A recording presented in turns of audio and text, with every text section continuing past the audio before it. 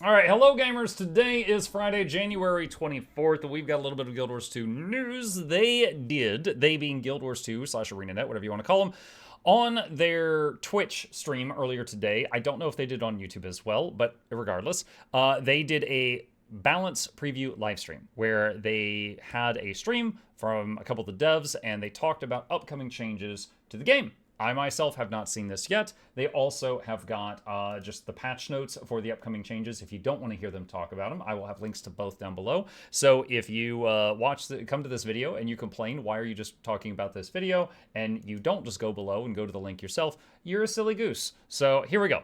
Let's play this, and because we're watching this in the future, we have the privilege of turning up the speed. I'm going to do at least 1.5x. People complain when I do 2x speed. All right, so we can immediately skip like 10 minutes as they did the setup. And there it is, there it is. And welcome back to another episode of Balance Bingo. I am Ray Marks. I am joined today by Cam Cohen and Taylor Barks. I hope everyone here is having a lovely... Hold on, that's Roy, Taylor, and Cam Cohen. Cohen, okay. Morning, afternoon, or evening.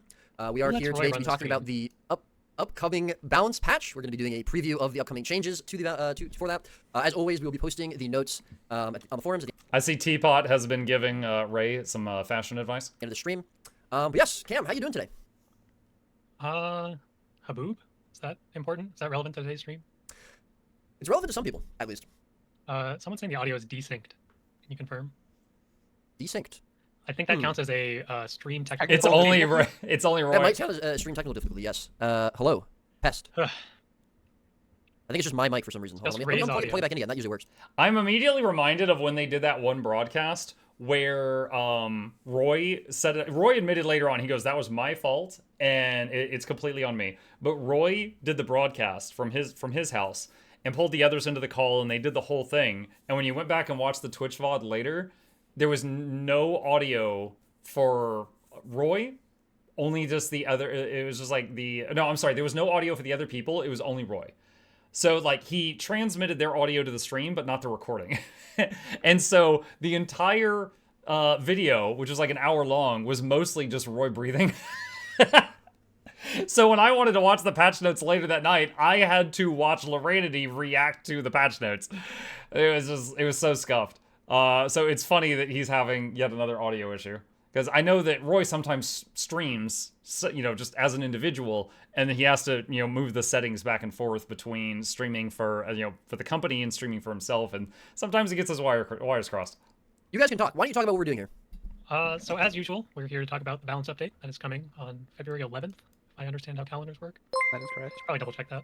But that should be correct. We will be posting the full Ari notes after the summarized on the my forum, stream so you with guys can go look at them. 550 viewers. Oh shoot, Ari, thank you. Oh man, I don't know if your community's gonna care about this. Hold on, really quickly, let me do proper respects here. Mugler Douglas Bartholomew Reginald Esquire the Fourth, the Sir Johnson Van Stuffles the Third welcomes you, Ari, and your dear viewers to the lab. Hope you enjoy your stay. Entertainment's on the way. Crank up the speakers, don't touch the speakers. Giveaways every week. Please take a seat, you'll only need the edge. Ari Summer and your community, welcome. We are currently watching the patch update notes for an upcoming patch coming to Guild Wars 2, one of the main games that I stream. I don't think Ari has seen me in this category yet since I met her, but this is my claim to fame. Was I've made like 100+ guides for this game. So they've got a big patch coming soon, and we're watching the preview for what is coming down the pipeline. And post your feedback, and we will, as usual, be reading all the feedback, and may make make additional adjustments to the balance patch based off that feedback. So business as usual. Hello. Any Is this better? interesting things to start? Is it? Oh, sounds better. Look at that. Wow, I'm a genius. Technical difficulty crossed off on the bingo card. That was definitely on purpose. Wait, do we have our bingo card? Did we make I it? got my bingo card ready. Oh my god. Absolutely. Okay, well, thank you for that intro, Cam. Mr. Barks, how are you doing today? What's going on? Going pretty well. Excited to show everyone this balance patch. A lot of content. Pretty big changes in this one, I would say. So, There's some crazy changes. Ready to see how people feel about them. Yeah. I like how our last names rhyme now. That's good. All right, anyways, why don't we move on to the actual changes? We can get underway. Start showing folks what we are here to show them. And I think We right have off... something a little crazy at the start. Yes, I was just going to say, we do have something a little bit, I would call bonkers off the right off the rip, which is, you'll love to see it. But yes, February 11th balance patch preview. Again, we will be posting these notes to the forums at the end of the stream. As always, please give us your feedback. And yeah, let's... Real quick, I already have the notes pinned at the top of the chat. If anybody wants to see them, you can see them right now. February 11th, that is 2 weeks from this coming Tuesday. get going into the general notes. If Taylor, you want to take that away? Yeah, so the first one here is a pretty big one. We're reducing the barrier cap from 50% of maximum health to 25% of maximum health in World v World. Over the past while, we've been watching World v World and its meta, and it's pretty clear that the supports and the sustain they can provide is just too much right now. And one of that is kind of how barrier interacts in the game mode. In PvE and PvP, barrier with its 5-second duration can normally be used more intentionally to block damage you want. But in World v World, the damage is just always kind of coming in large-scale fights, and so barrier kind of loses that intentionality. So it becomes more like effective HP at that point, just like giving people more vitality. So we're lowering the cap here to prevent how strong barrier can be in the game mode. Awesome. Might see some other changes. Reduced a barrier cap from 50% of max health to 25%. So for any people that are new to Guild Wars 2, in any game mode, barrier cap's at 50%. So being percentage based, so if you're running some really glass build that's got 12k health, the biggest barrier you can have is 6k. But if you're running some really tanky build that's got 30k health, then you can have 15k barrier on you. So it scales with your max HP. Apparently, that's becoming problematic in World v World, so they're nerfing how large a barrier you can have. Is for the World v World game mode in future slides. Yeah, you don't think this is the only World versus World change we're going to see? I mean, this is the only slide for the patch, right? There's no other changes. Yeah. I mean, that's the artillery barrage nerf, so what else is there to do? Yep. All right. And these other two relics, the block, besides this barrier change, we are taking a pass on barrier itself. You'll see it when we get to Necromancer and Inji. We are just tuning how much barrier besides just doing this overall thing, so it's kind of compound on each other. And then Relic of Rivers here losing some of its alacrity duration. That is also something you're going to be seeing throughout the patch is we're basically culling alacrity almost entirely from the World vs. World game mode. That's not something we're happy with how it's being played. So you will see that pretty much every alacrity share in the game is gone in World v. World now. Do you want to talk a little bit about... every alacrity share? There is one skill, Elixir of Ambition on Harbinger, can still give alacrity to allies. 50 Harbingers, let's go. Yep. Do you want to talk a little bit about, the idea behind removing alacrity, or not Probably a good idea. But yeah. Alacrity is another part of why supports are good, is they make your cooldowns just go faster, and that can lead to, when you have such low cooldowns, people to start, it's optimal to use your cooldowns like immediately to get all the value from them, so they start recharging faster, and it leads to more spammy gameplay. A lot of cooldowns aren't used intentionally, and it can create not the gameplay we want to see there. It also helps, obviously, your support cooldowns come back faster, more cooldown-based DPS get their damage faster, so it does help larger groups just output more. It's not something we like seeing there. All right, very cool. Yeah, let's get into the classes then. We're going to be starting off with everyone's favorite green class, Necromancer. We've once again got some alphabetical order, of course. Alphabetical order, yes. Necromancer notoriously the first in the alphabet. Cal did lie, so Cam did lie. We do have some World versus World changes here, clearly. Some support nerfs, some offense buffs, some spear adjustments for PvP, and some trait reworks focused on Dagger. Cam, if you want to start this off? I don't know, I think Taylor should do it. Okay, Taylor. Okay, so hold on. Soul Shards, which is from the Necro Spear mechanic, reduce the bonus damage modifier from 50 to 20% and the bonus healing from 50 to 20%, but only in PvP. Extirpate, which is on the Spear, increase the power coefficient from 2 to 2.25 in PvP, so it'll hit harder. Path of Gluttony, reduce the dash velocity by 25%. Engorge, reduce the dash velocity by 25%. Increase the base health cost from 8 to 12% in PvP. Those last two being sword skills, I believe. I was doing all the slides. Yeah, Great, all right. Cam, I'm just starting to get on camera, drink some water. These are more PvP-focused changes. We've seen that Harbinger, the more sustained build in PvP, has been pretty prevalent, and these are to knock it down. The first two are Spear Adjustment. You're going to see the modifiers for Soul Shards go down from 50% to 20%. That's a pretty big reduction. Currently, Spear 2 can just chunk people out of nowhere, especially if they're under 50% getting that modifier, and also heal them a lot. But we also wanted to put just a bit more power into Extirpate the 5. That is a skill that should be doing a lot of damage, and people need to dodge it, and right now it just wasn't hitting hard enough. This number is right in between the 2 and 3 boon Final Shivers, so it should be in a good damage range now. And the other two are reducing the dash velocity of Path of Gluttony, Spear 3, or Sword. So real quick, XR in YouTube chat said, who's Roy? Not sure if they're serious or not, but just in case they are. Roy actually used to be a content creator. So just a couple years ago, he worked another job, and then he streamed and made YouTube videos related to Guild Wars 2 as kind of just like a hobby, like I did for a very long time. But then he actually managed to land a job at ArenaNet, and now he's on their balance team with a few of the other devs, and he is frequently in these patch notes broadcasts with them. So he's not the first person that was a content creator that became an employee there, but it's pretty cool. And Roy is, his big thing was he often led guild versus guild events. To the point that he has, there's an NPC named after him in World v World that you can buy potions from that make you look like that ghostly, was it the Ascalonian mage or something like that? But yeah, he was big on leading giant guild versus guild battles and stuff like that. Sword 3, and its reactivation. Having a dash that went that long was just made playing Necro really safe, because Necro's just not a class that gets a lot of dodges, so these going down should make it a lot more vulnerable and not as easy to escape with. Cool. Hey, just Gorge, your favorite Necromancer skill that starts with G. I was just gonna ask, yeah. I think it might be my second. There is another one. I don't know if I can. It's just that's too easy of a bingo box. I can't say it. Okay. Maybe later. We'll save it for later. I mean, I'll just say it. No, But don't do oh, it. is it Gravedigger? Okay, Gravedigger, which I believe is from the Greatsword, increase the radius from 180 to 240, so that's going to be larger. Death Spiral is also Greatsword. Increase the angle of the skill's hitbox. Nightfall, increase cooldown from 30 to 40 seconds, only in World v World. That's Greatsword also. Grasping Darkness. Okay, so this whole page is Greatsword. Fixed an issue that caused the skill to have a lower cooldown than intended in World v World. So these first two changes are all game modes. So those first two will be enjoyed by all That is a readers. skill on a sword, right? And there's definitely an O in there. Yeah. Yeah, these changes here are also kind of adjustments. Right now, after Weapon Mastery, we saw Greatsword go on a lot of more supportive Necromancers, because Nightfall is just a really great skill in that game mode. Grasping Darkness, also really good long-range pull, but the Greatsword is supposed to be more of a damage weapon, and it just wasn't fulfilling that role. So we're increasing the hitboxes of both Gravedigger and Death Spiral to hope, like, we felt like the damage numbers were correct, but it was just too hard to get off that damage. So Gravedigger is going to be a bigger circle, Death Spiral is going to be a bigger cone, and we're also just increasing the utility cooldowns here so that it's less valuable for support. Nightfall is going to 40 seconds, the same as like Hunter's Ward on Dragon Hunter, and then Grasping Darkness was supposed to be increased back when Weapon Master training happened, but it never did. So I think the confusion was you said Roy, but the name tag said Ray. Oh, yeah, that was just them being silly. it's going to be, I believe, 30 seconds now. So yeah, hopefully angling more towards actual damage here with the Greatsword weapon. Did you say how large the angle is? Because your mic just muted for me. I did not, but I believe before it was 45 degrees, and now it is 60 degrees. So the front third of you is where it hits. So just because you did mention support Necromancer in World vs. World, just going along with Greatsword, and obviously we're touching Barrier pretty heavily in this patch, are you expecting to see less support Scourge? Are you expecting to just see it played a little bit differently? Or is there anything you're kind of thinking you're going to see with support Scourge specifically for World vs. World, or we're not sure just yet? Definitely aiming for support Scourge to get its power level toned down, and for people to opt more for DPS-oriented Necromancers. Necro itself is a class you want to have with great cooldowns, like Well of Corruption, Well of Suffering, something we'll get to. But a lot of that utility could be brought on just to support, so you're stacking more support, but we want the option for DPS Necromancer to stack up better to other DPS classes, so you can choose it instead of support, and hopefully have more damage come out of it in the meta in general. All right, moving on, talking about damage, and essentially DPS Necromancer, looks like we've got some adjustments for that spec. Want to keep talking about those? Yep, so these are also World v World, hopefully more towards Power Necro. First one, Devouring Darkness, a long time ago, we nerfed it by a lot. It used to be a 10-second cooldown, went up to 18. We felt like that's too harsh, bring it down to 15. So a bit more from that old like Spike Curses style Scourge that could maybe be played. Well of Suffering was another one that got its damage reduced by a lot. It was a bit too much, so it doesn't feel as impactful to use the skill now, so we're bringing it up some. Spiteful Spirit adding, it used to corrupt wounds, now it's too powerful, so we made it just rip wounds. But that's a pretty big shift, so bringing it up from 2 baseline, it used to be 1 + 1 below. Yeah, one of the most famous clips of Roy was him seeing some patch notes about them buffing Necro Wells. And he I forget what his main character was at the time, but it wasn't Necro. And he just like went off. And he was like, oh, yeah, this is a well, and that's a well. Oh yeah, when you kill the Necro, he just turns into a well and moves around the map as a well. And it's just this rant of his that went viral within the community.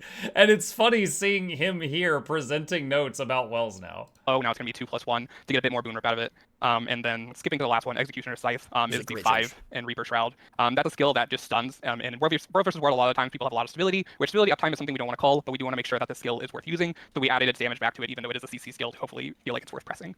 Nice. And Love then Reaper the buffs.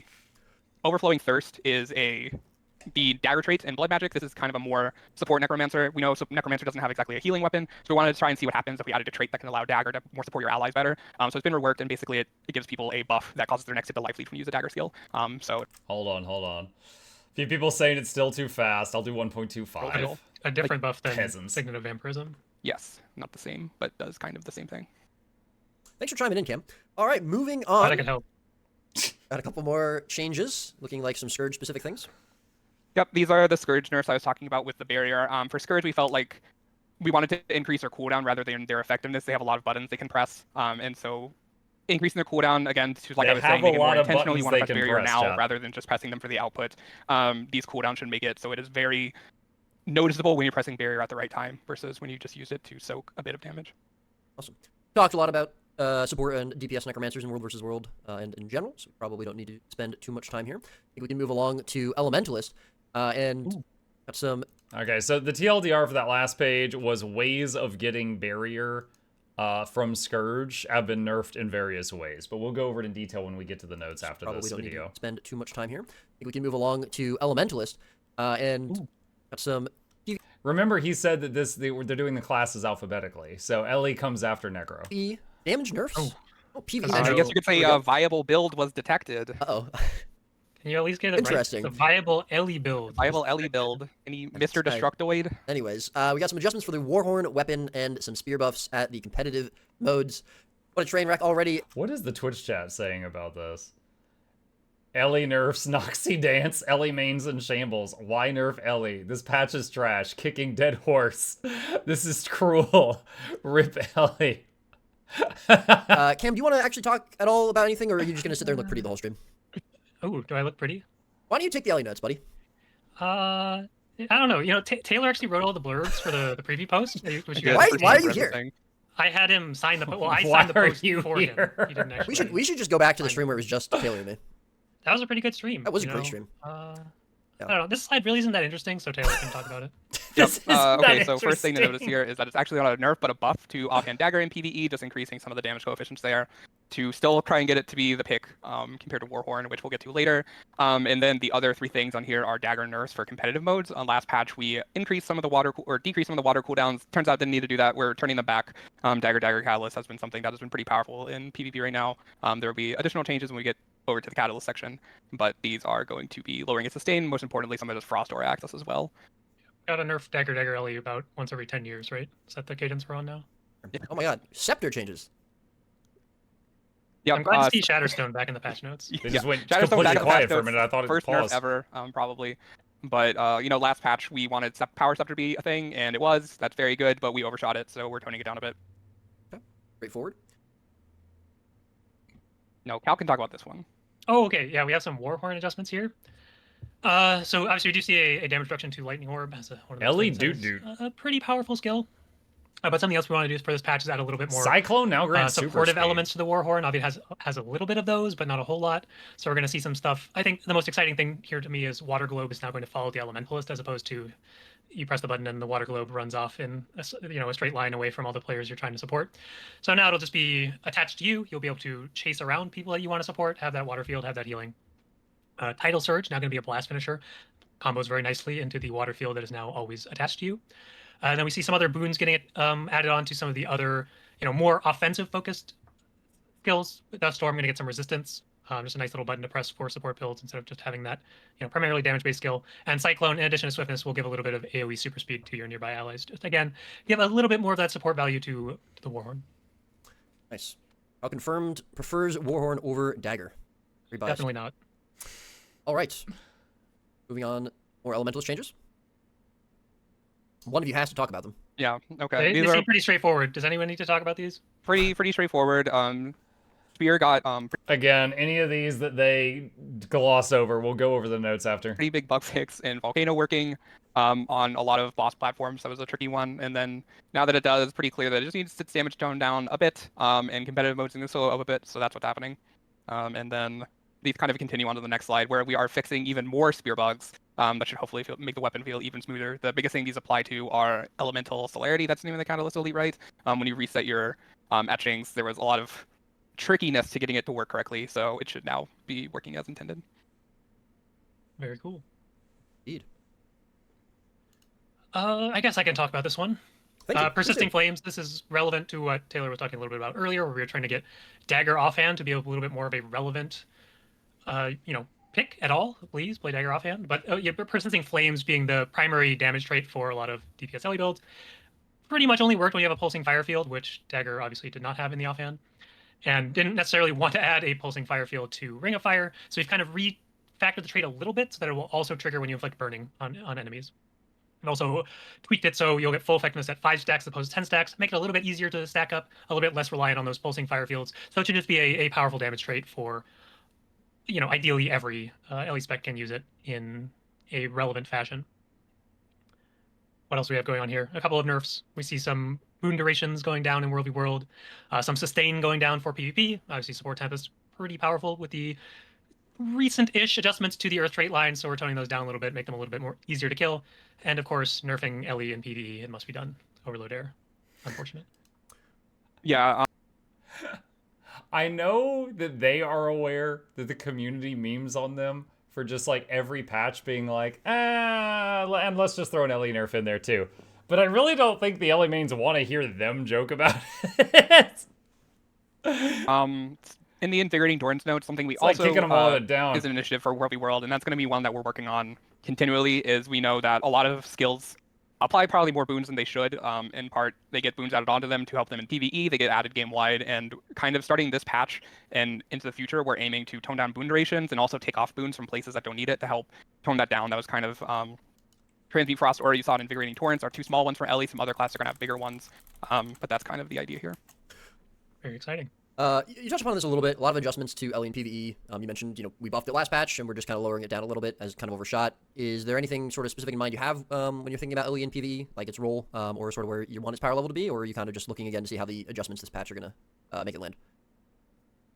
Yeah, Power Temp is definitely a build we want to exist, and we feel like it'll still be good after this. It can bring a lot of utility with it. It has pretty good range, so it should fit. We want, ideally, like max damage, Ellie should probably be something like Weaver. We don't want people to not play DPS Tempest, of course, but we did feel like it was just overshining everything. Catalyst was also getting to the point. It should also high damage, but 53 months. High, which is why we were toning down Spear and other things in this patch. Makes sense. A few more notes. These are getting into the Catalyst changes you were mentioning. Yep, this more goes towards the Quickness Kata variant. The Spear Specialist change we did last patch really kind of unlocked that build, and a lot of people started playing it. We're happy that's being played. Should be something that's played, but a lot of the buffs weren't needed after we did that, so we're rolling some of them back. Hold on. Deploy Jade Sphere, reduce power coefficient. Okay. Spectacular Sphere, reduce the might stacks from 8 to 5 in PvE. Sphere Specialist, this trait now increases Jade Sphere cooldowns in PvP only. Reduce boon duration, increase from 150 to 100 PvE only. Okay. For a second there, they recently did a thing with the Cataballs where they made it way better to play, which was when they made it to where you could recharge a sphere while spheres were already out. That was like a night and day difference for how it felt to play Kata. And I was really hoping that they weren't rolling that back, and I'm glad to see that they didn't. Staunch Auras increased ability duration from 1 to 1.5 PvP. Okay. Additionally, we saw Spear Specialist in PvP was a pretty good pick, so we're changing it to now also increase the cooldown of Jade Spheres. Energy management was something we were happy to see in PvP, and this trait kind of got rid of it for no downside. So now it's increasing the cooldowns by about 50%. So if you want to be able to use more freely, use your spheres and get all those auras, you're gonna have to pay a bit of a tax there. And we're also kind of bumping up Staunch Auras in PvP a bit to 1.5 seconds. Doesn't look like a lot, but that extra half a second should be able to cover a lot of abilities, especially on Hammer, so that you know that you're safe and don't get clipped by CC at the end. Cool. How many different values will Staunch Auras see by the end of this game's lifetime? Just never. Mesmer. Multiple.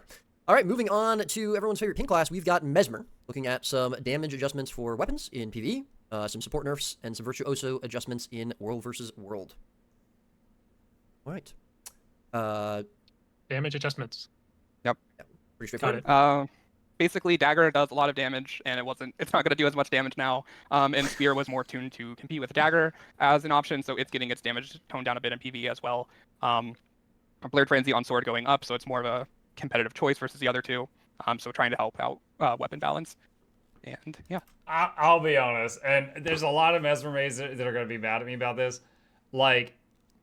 I recently did a video where I was like, I tried, was it DPS Virtuoso? It's stupid. It is so easy to just face roll a few keys and be doing near max damage, which is 30 to 40k from a mile away from the target, and you're also doing all that damage to everything between you and the target. And it's they're holding a little knife, and it's I cast gun.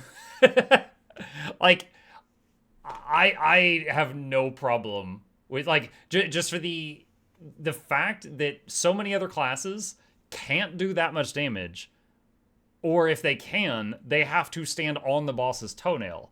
It's it doesn't break my heart to see some nerfs hit the Dagger. Yeah, makes sense. Straightforward. Cool. Got some utility adjustments here now. Want to talk about those? Yeah, these are more World v. World. Oh! Illusion of Life fixed an issue that prevented this skill from returning players with barrier to the downside. You're telling me that wasn't intended gameplay? I actually thought that was just intended. Okay, hold on. For anyone who doesn't know, Illusion of Life is the closest thing that support Mesmers have to a battle revive. Okay? And what it does is it goes, you give someone an Illusion of Life, they get up, and they can play for a time, and then they go back down again. However, if you get them up and they're about to go down from Illusion of Life wearing off, you can put a barrier on them. And basically the way it worked is they'll be I res you with 10k health, and then after, I don't know, X seconds, you take 10k damage. But if I barrier you, you taking your full health and damage doesn't drop you back down. So it's a 2-step battle res. I thought that was just clever use of gameplay mechanics. Barrier them before the hit of the illusion of life. Apparently they didn't like that.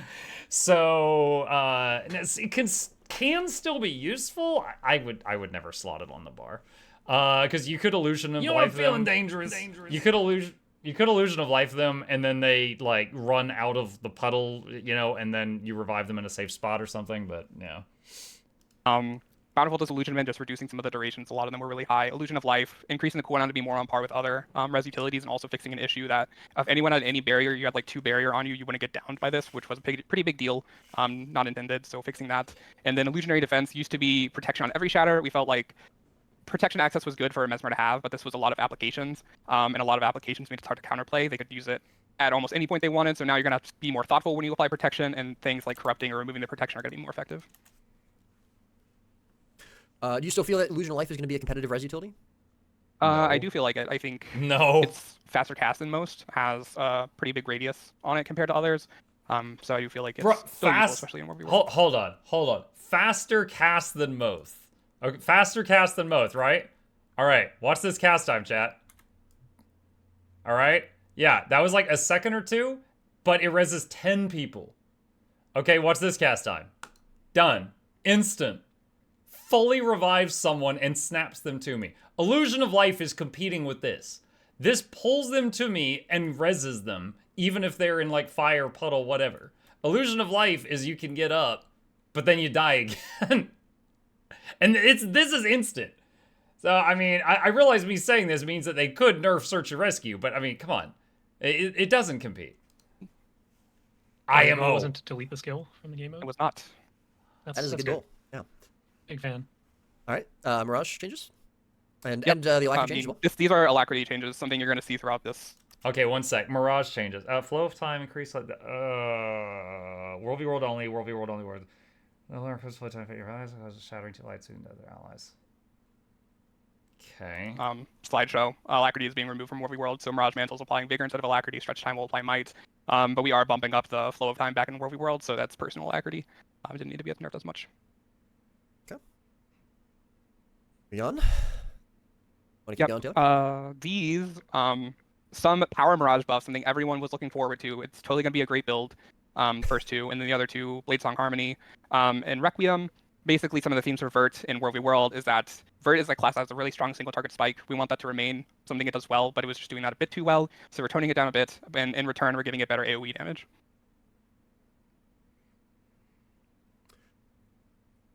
These kind of also go with it. 1,000 Cuts is a skill that does decent damage if it can do the damage, but its hitbox is pretty small, so increasing that Rain of Swords, making it so it's better AoE choice and can justify utility slot.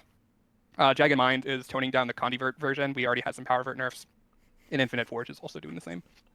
There's so many people in chat. It's totally going to be a great build. All right. For the non-Mesmer mains, Condi Virtuoso is the one that is crazy. And he's like, power is going to be good, guys, I swear. Moving on to Engineer already, unless there's anything else you want to talk about with Mesmer. Oh, man. Okay, Engineer, spear adjustments. I've been playing, dabbling on my Mechana as a Condi mech with spear.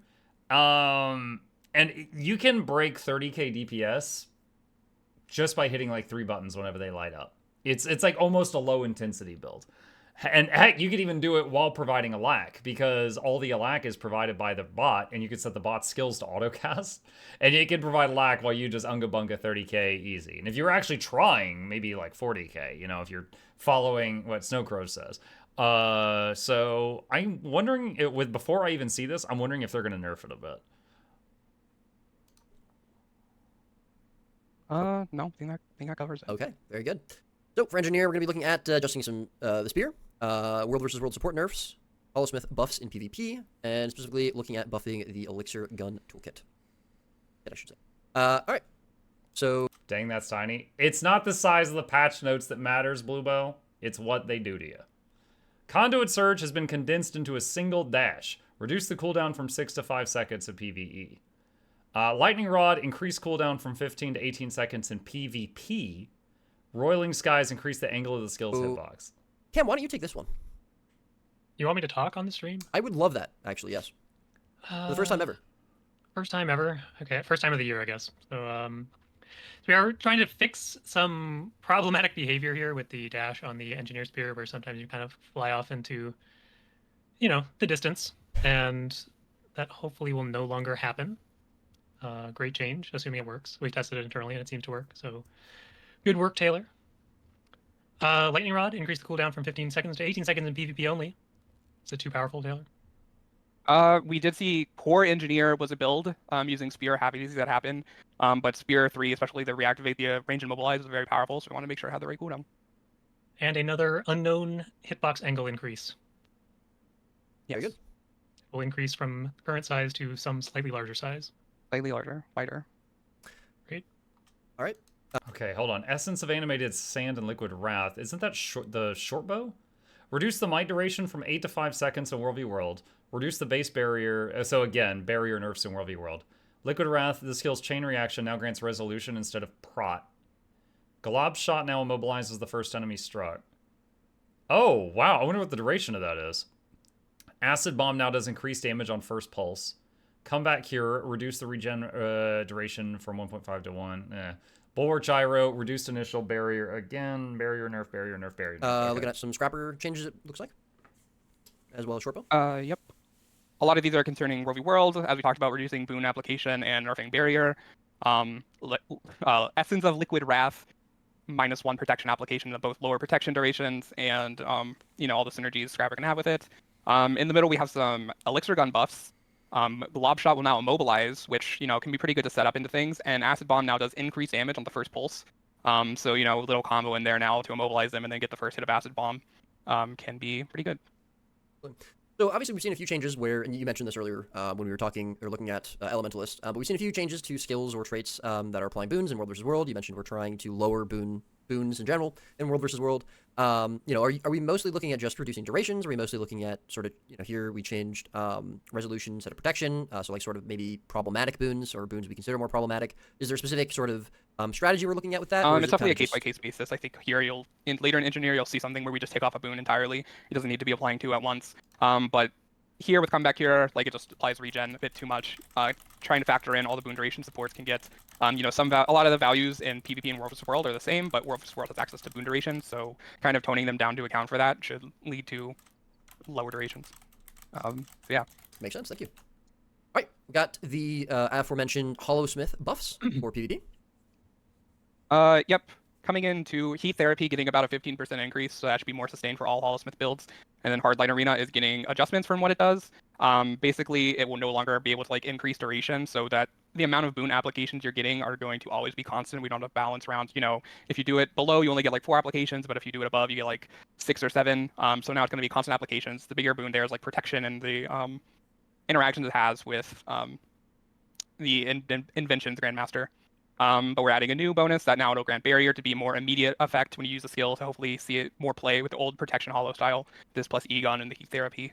And then Kinetic Accelerators, what I was talking about, it's no longer going to apply Fury in World vs. World, as well as lowering the duration of might it gives. This was really potent at giving a lot of might and really high boon durations in World v World, so we're toning that down. But in addition, we are adding that Whirl finishers will now trigger it. This is something that's been talked a lot for. We've done a lot of these Blasts and Leaps. Those are the more intentional combo fields. But Whirls were something that we felt were thematic to NG, so we're adding it to this trait. We'll see how it goes. So now, Hammer 2 and Shredder Gyro can have some activations. Yeah, obviously adding an internal cooldown protection against Whirl finishers to prevent them from being too insane. But you will get that basically once per skill. Probably get a couple on Shredder Gyro, but yeah, they have to do an ICD on that because Shredder Gyro does a Whirl finisher every second for 5 to 10 seconds. So because it just basically does whirl, whirl, whirl, whirl, whirl, whirl. So if you've got something that's really impactful that procs off of Whirl finishers, then they always have to keep Shredder Gyro in mind because of that. Not Two. 50 Whirl finishers. 2 on Shredder instead of 8. So yeah. Crisis Zone, removing Alacrity. It already does 4 boons, doesn't need an extra one. Anyone have a bingo yet? Best class! Let's see, Ranger, PvE and PvP spear buffs, competitive Untamed buffs, Eclipse additional functionality. Eclipse the Druid trait? Oh yeah, if anyone does get a bingo, and you type it in chat, it will immediately just end the stream. So if you have a bingo, and that means any notes we didn't show on stream just don't get implemented into the patch. But all right, they'll moving still on. be in the post, so it's fine. Yeah. Moving on to Ranger, Bingo. everyone's favorite green class, and Couldn't pass it up. definitely Cam's favorite class, so he probably wants to talk about these changes, certainly. Maybe we'll have some quality Ranger notes. I saw that was a bingo. PvE, PvP spear buffs, some untamed buffs for competitive modes, and I love Untamed. additional functionality. There's only to one flips. biased Ranger main on this call, and it's not me. Not me either. It's me. Is voice on this Yeah, call? right. All right. Moving on, though, to our first Ranger slide. We've got some animal named skills, so probably Taylor should talk about these. All spear. These are the more- These are the You spear fixed it? skills. I did fix it. Taylor actually had the incorrect name for a Ranger skill on the original patch notes. I'm just Does gonna it even say play not the real. class? It's not real. I don't. Yeah, fake Ranger. Basically, these are aiming to help Spear in the more competitive modes. Really, in PvP, it's just Panther's Prowl. The stealth ability is getting its cooldown decreased. Back in the beta, when it had 2 charges, was super strong. Now it doesn't have a charge, and it looks like it could be a little bit less of a cooldown. See it like fully reach the power level it can be with other Ranger weapons. And the 3 getting a bit more damage on it, so it's a bit better of a poke tool. And then the next slide is going to be Spear buffs, but for PvE, basically the auto chain is getting stronger, and the 2 and 4 are getting stronger. The 2 will get. So spear buffs for Ranger in PvE, I'm not really surprised by this. And the reason why is Ranger Spear is a power weapon. So is main hand mace, offhand mace, hammer, sword, great sword, main hand axe, offhand axe, longbow. Like there's like 8 other weapons. I might even be forgetting some. There's a bunch of power weapons for Ranger. And Spear currently is worse than all of them. So in PvE, it's really easy to test. You just go to a target dummy and you just wail on it with one weapon and wail on it with another weapon. Which one did more damage? The Spear is terrible. In PvP, it had some utility with the extra method of going in and out of stealth. It had an immobilize on the 5. It had a melee and a ranged attack at the same time. But so there was potential with it in PvP. I wasn't able to make it work, but I do know that some of the higher ranked Rangers were able to pull it off. But I always felt like if I took it as my ranged weapon and then I brought a greatsword, then I'm like, man, this feels worse than longbow. If I took it as my melee weapon and then I brought a longbow with it, or some other thing, then I was just like, man, I really missed the block from greatsword. Like it always just felt like I was just worse in some way by using it. So seeing some buffs here doesn't surprise me at all, because it really it had potential, but it didn't really feel good to use in any game mode IMO. Get more damage and stealth, and the 4 will get a lower cooldown to potentially use it twice per loop if you want to. Oh, staff, there's another one. 9 weapons. Are is this just in response to Spear just not seeing enough play in PvP? Yeah, there's been a lot of feedback that it's been a weaker weapon, so trying to bring it up to, there's a lot of good power weapons on Ranger, a lot It was of all competition me. It was there. all my feedback. But perhaps maybe it can find a niche as being that dual, has some range skills, have some melee skills for fights that you need to be able to be ranged. All right, moving on. Pretty big change on this slide. Yeah, the second note here is actually Frost Spirit, reduce resistance duration by half in World v World. Reduce cooldown of pet swapping with a defeated pet from 60 seconds to 25 in World v World. Wow. Okay, so for those that don't know, Rangers, when they do their pet swap, which is similar to many classes' weapon swap, it has a cooldown of I think 15 seconds baseline. But if the pet dies and you hit the pet swap button, it would go to a 60-second cooldown to punish you for not saving it in time, I guess. So that's pretty massive, because World v World, probably the game mode where your pet would die the most often. Because anytime you're in a blob, everybody stacks up and they're getting heals and stuff like that. Pets, the way that heals will target is it'll get if you cast a heal, like an AoE heal that hits 5 targets, it'll hit you first, then people in your group, then people in your squad, then people outside your squad, and then pets, and then like NPCs. So most of the time, heals will never trickle down to the pets if the blob is in a fight. So the pets will die a lot. So typically you would bring something really tanky, like the turtle for an extra shield for the blob, or maybe a boga to just have a pull to try to pull someone in just to pick them off. But World v World is probably the game mode where pets die the most.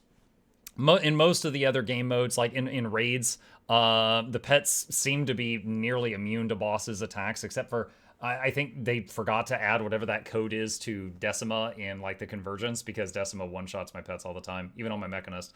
But it's just not really an issue in the other game modes that much. Okay, Farsighted, increased minimum damage bonus from 5 to 10% and increased max damage bonus from 10 to 15% World v. World. I believe Farsighted is in the marksmanship tree.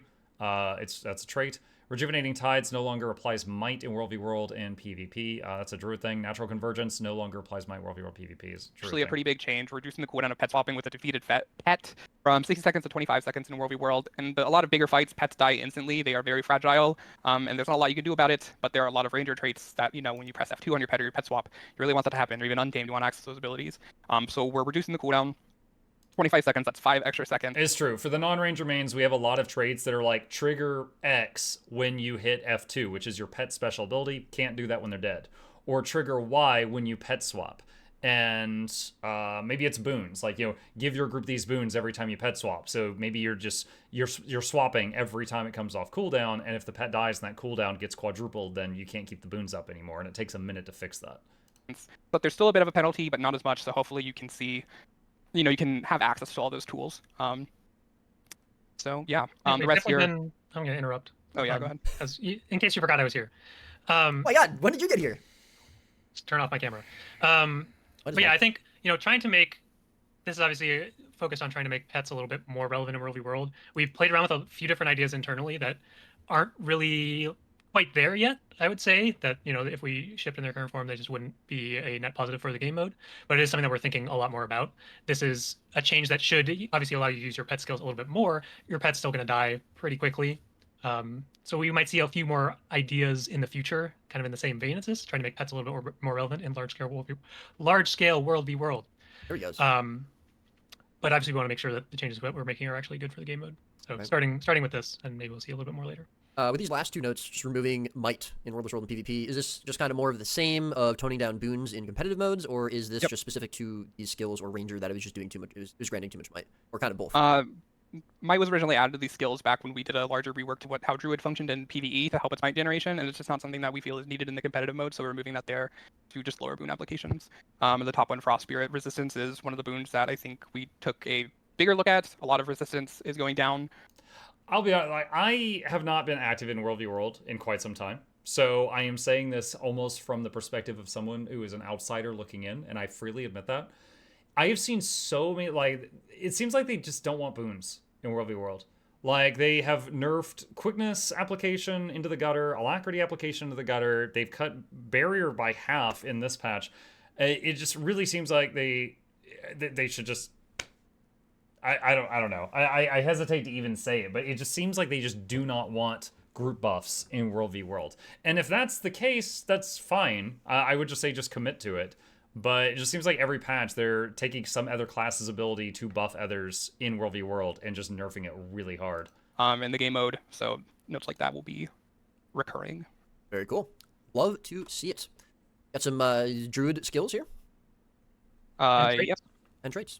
Okay, Eclipse now increases the amount of Astral Force gained per strike in addition to its previous effects. And since I'm on my Druid right now, where's Eclipse? So Eclipse right now is one of the, it's a Grandmaster trait, and it's what really helps make Condi Druid come alive. It takes all of your Astral skills, which without it, these are all support and heal skills. With it, they get a whole bunch of dots and stuff.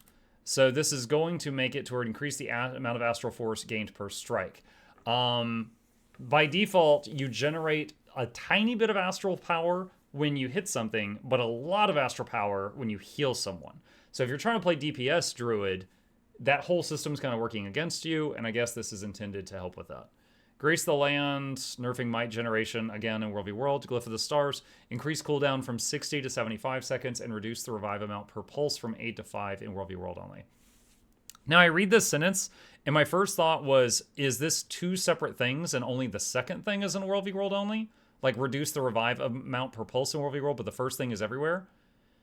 Except I think the cooldown outside of World v. World is actually 48 seconds. Hang on. Yeah, it's 48. Okay, so this whole line is World v. World only. Okay. Skills and traits, biggest one is things. Eclipse. It's now going to have additional functionality where the Astral Force gain per strike will be Does this note even make sense? It's going to gain more Astral Force per strike. You wrote it. I know. And now I'm reading it. I'm like, does that make any sense? This Uh-oh. is supposed to be the offensive druid trait, and a lot of the times in PvE, you might not have as much healing. You don't have staff on, or the fight doesn't need. You can't really heal people, so it was just unreliable amounts of Astral Force when you did want to go in there to do some damage. So we're adding this onto the trait. Help it be more consistent how often you can enter Astral Force. And then the other two are more support nerfs. Glyph of the Stars, very powerful, reducing the res percent. It's still going to be very powerful. Yeah, 5% still quite a bit per tick or per pulse. Very cool. Untamed buffs, my favorites. The Marksmanship, Farsighted. No, not Glyph of the Stars. No more extended ooh. Muckluck Ooh. cry. Oh! No. They're nerfing Glyph of the Stars in World v World. My glyphs will be fine.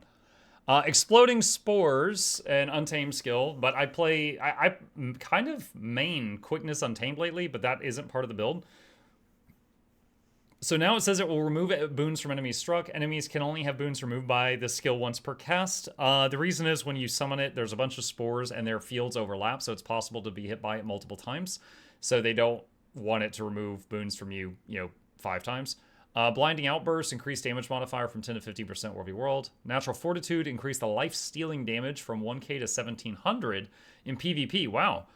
So a life-stealing hit, it does the damage to the target and also heals the player.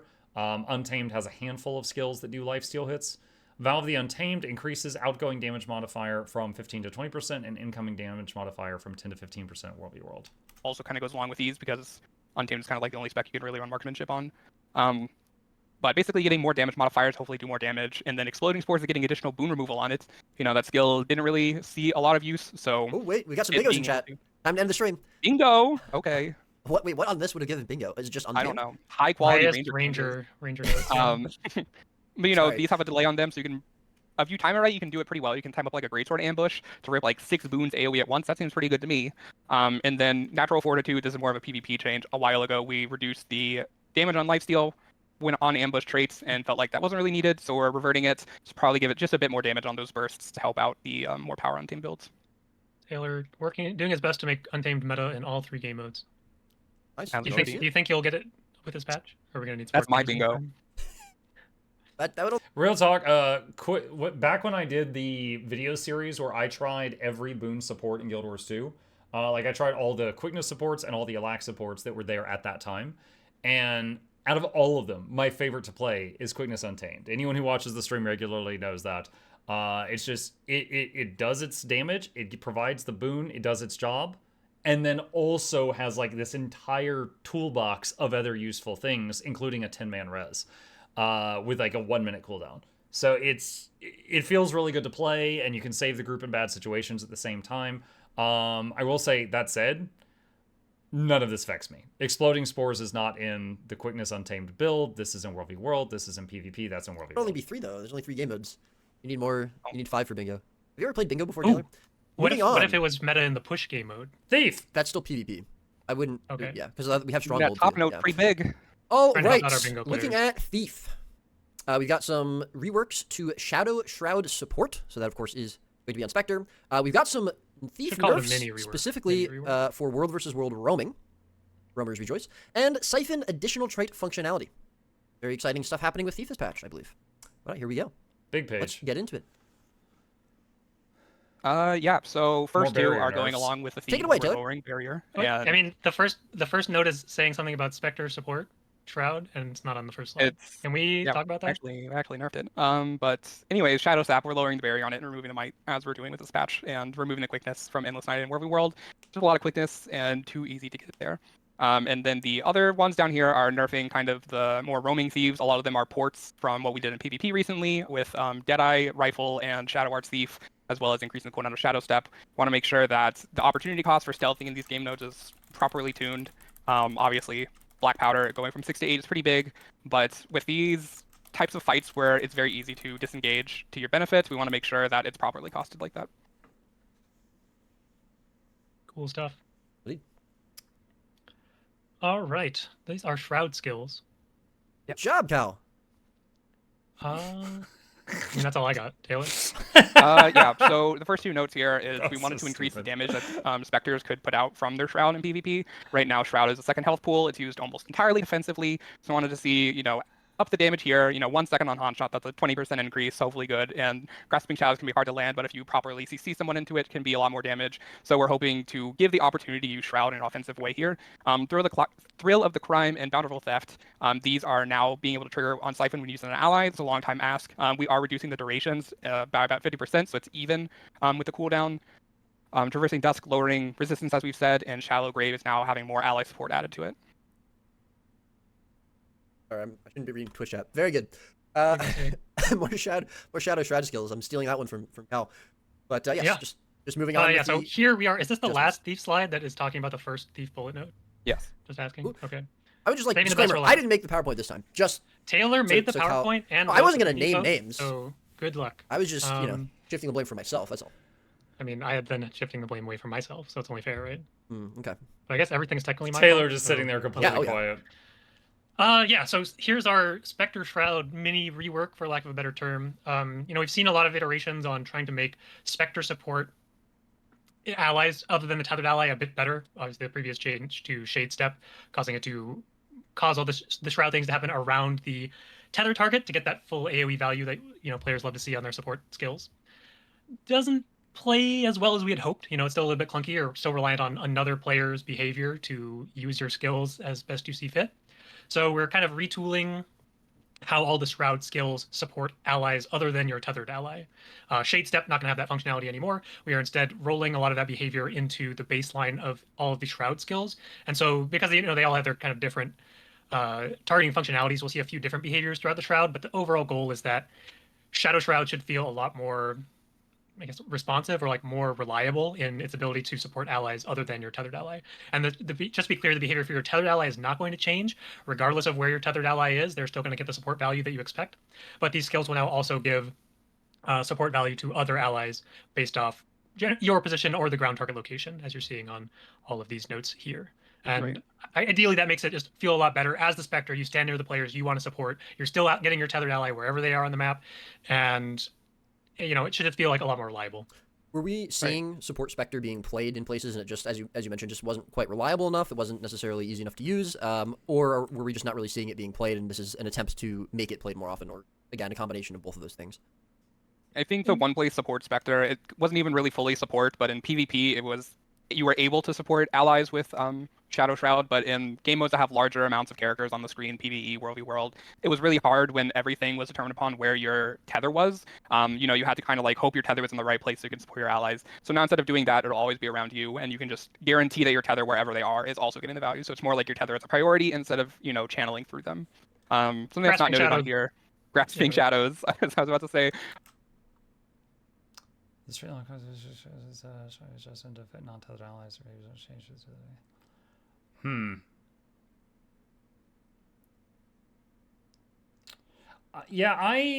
The last time I played Spectre was when I did the I Tried XYZ series, and the Spectre at that time had ally targeting, and which is fine if you're only doing ally targeting or only doing enemy targeting, but having to go enemy ally enemy ally enemy ally enemy ally every 10 seconds felt awful. And then there was the fact that when you would stealth your party, you turned their attacks off.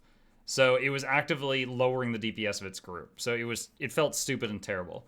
I do know that it has gotten some love since then, and some of those have been addressed. I have not played it since they made those changes.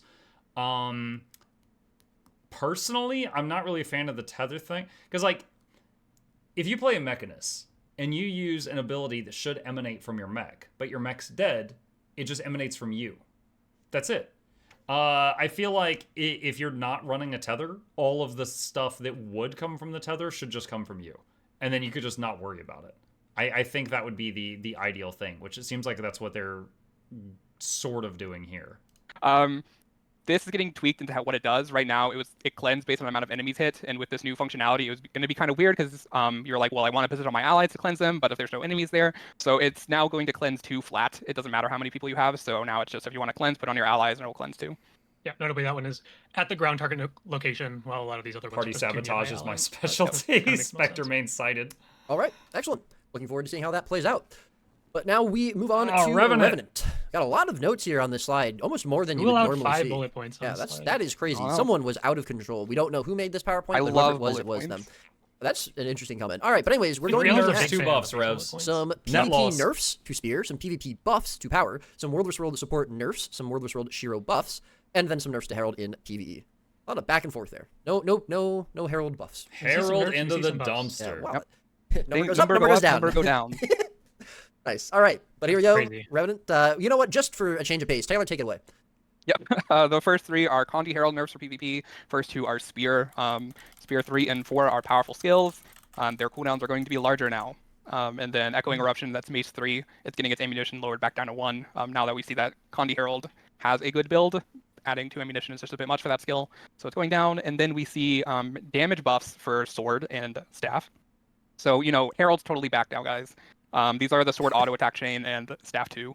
Wait, who authorized auto attack buffs? How do I- You. Yeah, I did them. This guy's out of control. So yeah, so Herald When are you gets buffing back, hip baby. shot? Can we rename it? Yeah. Okay. Okay, Next slide. moving on. Yeah. Ooh, that last note, spicy. So these are more world changes. Jade wins. Reduce the energy cost from 50 to 35. Increase the cooldown from 5 to 10 in PvE only. Reduce the energy cost from 50 to 40 and increase the damage multiplier from 0.01 to 2.0. Wait, what? Is that a 200 times increase? In World v World only. Ha. Huh. I like the energy thing for PvE, and the cooldown is not a big deal because you typically would only use Jade Winds once per swapping into the Legend. If you swap out and swap back, it's been more than 10 seconds. Not a big deal. But yeah, the energy thing is nice because if you were like, oh, I need to do a fat CC, I'm going to swap it to this and do Jade Winds. If you had already used energy on literally anything else, you didn't have the energy to do it. So that gives you a little bit more cushion to make a mistake, I think.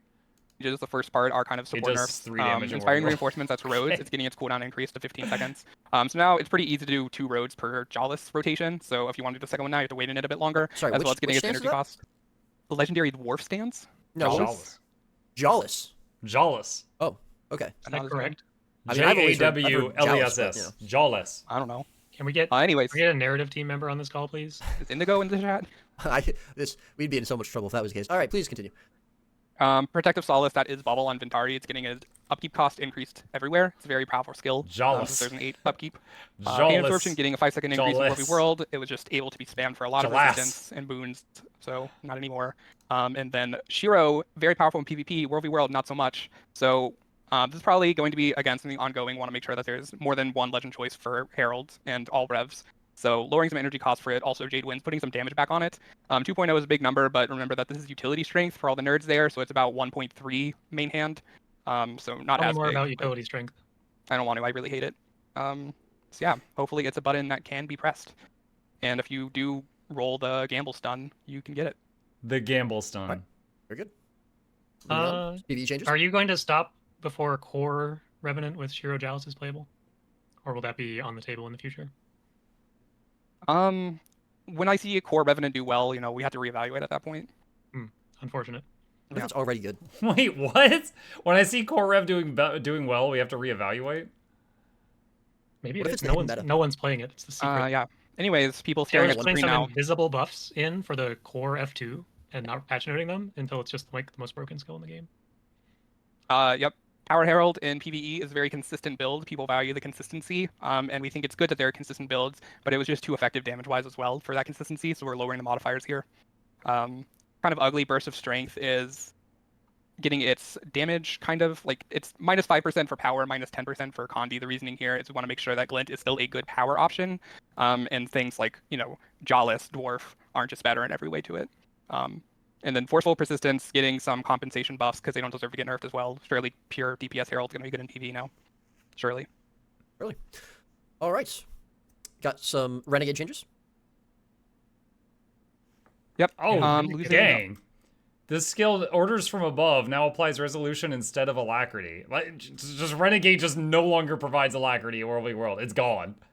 Increase the boon duration from 0.75 to 1.5 in World v World. Losing Alacrity. We know this is going to hurt probably Renegade the most out of everyone.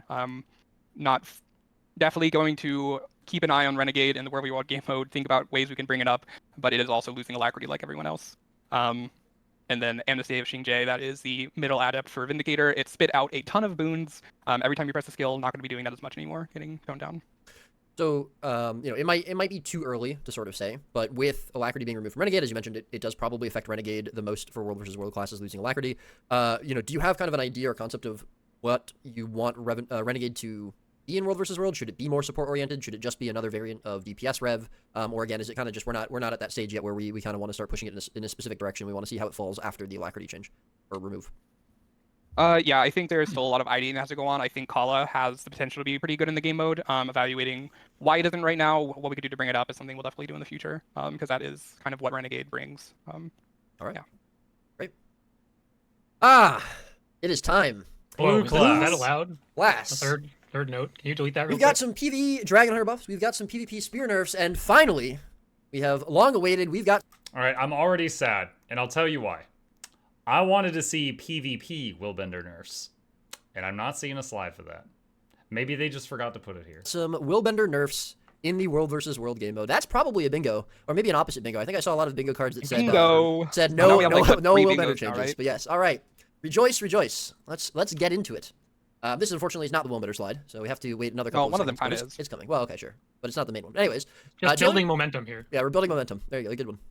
A nerfing Guardian, the Hammer, and first PvP. couple, we've seen Wilbender overperforming in both World v World and PvP, but we feel like it's for different reasons. And PvP specifically, we feel like its AoE damage output is just too high, especially with Spear. So they're going to be seeing us adjusting this, but Hammer was also kind of too much, especially with a lot of the QOL.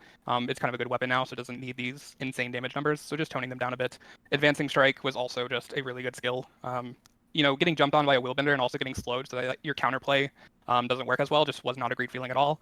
So now you will not be slowed to be able to press your defensive buttons fast. Dude, they can jump on you without line of sight, like from the other side of a wall, as long as they've got a target on you. Basically immobilize you.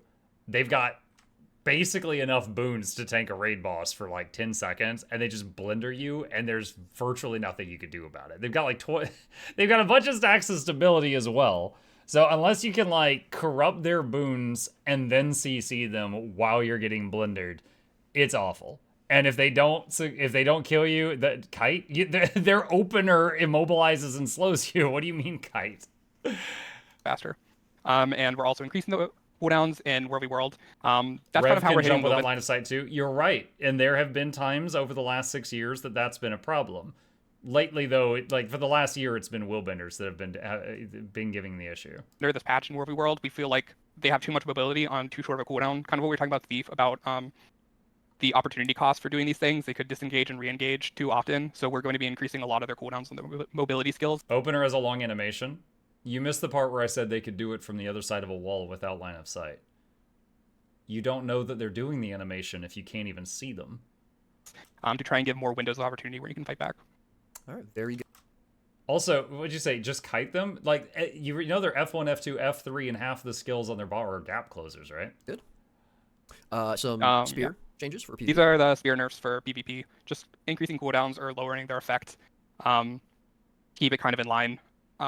We want spear to obviously be playable, but we don't want it to be so good that it outshines every other weapon. Like, we think greatsword should still be a really good option on Willbender, for example. So yeah, just spear nerfs.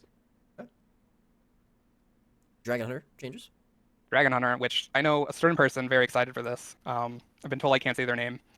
Magrest, anyways. So yeah, modifier increases to Dragon Hunter. It's about 5% on Adept and then 5% on the GMs. Hopefully bring it up in line with some of those other bursty builds.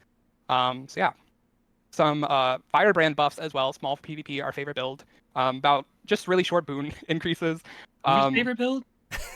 Well, there was a while remember. where we were buffing Firebrand in PvP for. But it was new Shatterstone, but we've also gone back to buffing Shatterstone, or actually not buffing it. I think we nerfed it this, We this nerfed patch. Shadowstone. Changing Shatterstone. So how can we have both in one patch?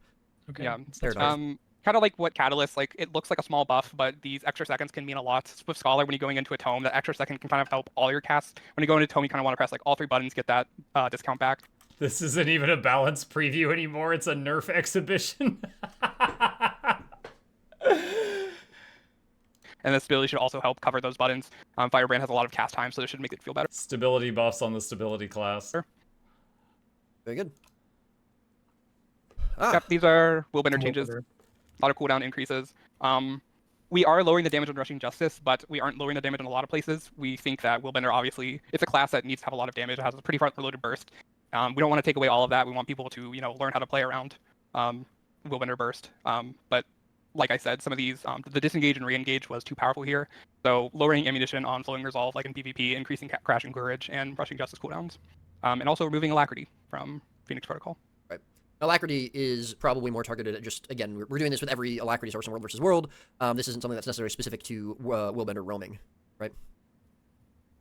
Yeah, that was just World World in general. Gotcha. So as you mentioned a couple times, and as we can see here, really the only damage adjustment for Willbender is the F1, Rushing Justice. It is going to be losing a ton of mobility. A lot of cooldown is going to be increased, so it is going to be a lot less mobile. If it still seems to be problematic, is this something that we're, thinking we might look at again, and maybe we do need to tone down some of its burst, or is there another sort of avenue you're thinking at looking at it if just the mobility being lowered isn't enough? Yeah, this was definitely the what we decided to go with first. If it needs more adjustments, then we're not going to be afraid to do more. This is just what we wanted to start with. Wow, so you're saying there can be more balance changes after this patch?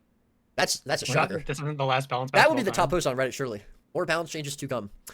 All right, on this stream, there will be more balance. Look, okay, obviously everybody knows there can be more balance changes in the future, but right now we're on a cycle where there is like 3 months between every major update. So if something isn't fixed now, I think it is within reason for people to be disappointed or even upset that they have to continue to deal with the problem for another few months. Willbender has been gibbing people into... Is it gibbing or giblets? Giblets? I don't know. Willbender has been willbending people in PvP for like a year at this point. So I think it's okay for people to be like, oh my god, you still haven't fixed XYZ. It's not that they're not thinking you're not going to fix it ever. It's they're worried that you're going to fix it after they've left the game. That is it for Guardian. But we've got some exciting... There's one specific exciting word here on this. Rifle buffs. Oh boy. That means Blade Sworn changes. Unbelievable. But we've got some rifle buffs. That's the first time we've seen that, surely. We've got some Rampage buffs for PvE. In addition, Berserker buffs. Rampage. Gunsaber buffs for PvE, and Meditation buffs. Spellbreaker utilities. My favorite. Wait, are we making Rampage infinite duration like Berserk mode? That would be fun. Fortunately, no. Darn. Save that one for later. So for any newcomers to Guild Wars 2, Warrior with a rifle has long been kind of a meme. Basically, they will do like hardly any damage, hardly any damage, hardly any damage, and then they fill their adrenaline, and then they can do this skill that I like to call Angry Bullet, and they fire it, and it does like 100,000 damage, and it would often one-shot people. So they're like, I'm crap, I'm crap, I'm crap, I'm crap, you're dead. And so it's kind of a meme. They run around PvP and they're just like dink, dink, dink, dink, dink, boom. And they're doing that and occasionally one-shotting people, usually talking smack. And because they don't have the utility of another weapon out, they're not able to like zoom away with a great sword or gap close or anything like that. It's just, dink, dink, dink, dink, boom. So seeing that they're revisiting the rifle is always interesting. Yeah. I guess I can talk about some stuff. Why don't you chime in for once? Is that okay? Yeah, please. All right. I think everyone would love to hear from you. I don't know how this banner change got on this slide, but I'll talk about some rifle stuff. So we have a few adjustments to some rifle skills here, some quality of life, and some just power level increases. Rifle is kind of a warrior weapon that doesn't see a ton of play pretty much anywhere. So the first note here, explosive shell, giving it like a circular AoE in addition to its conal AoE will just make it a lot more reliable in more gameplay situations where your enemies are standing next to each other as opposed to all standing behind the target you want to shoot. Should make it, hit more targets more reliably. Brutal shot, we've kind of tried both versions of this where you shoot the shot first and then roll, or roll back first and shoot the shot, and both of them feel a little clunky. So now you are going to roll back and the shot will fire sometime during that roll animation, when the rifle is aimed forward. The timing, it actually looks pretty good. We play around with it a lot to make sure that it looked pretty sensible that a shot was coming out of a rifle while you were rolling. But that means, it's going to be coming out a lot faster, a lot less time spent in animations. Hold on. There's this one, let me see if I can find it.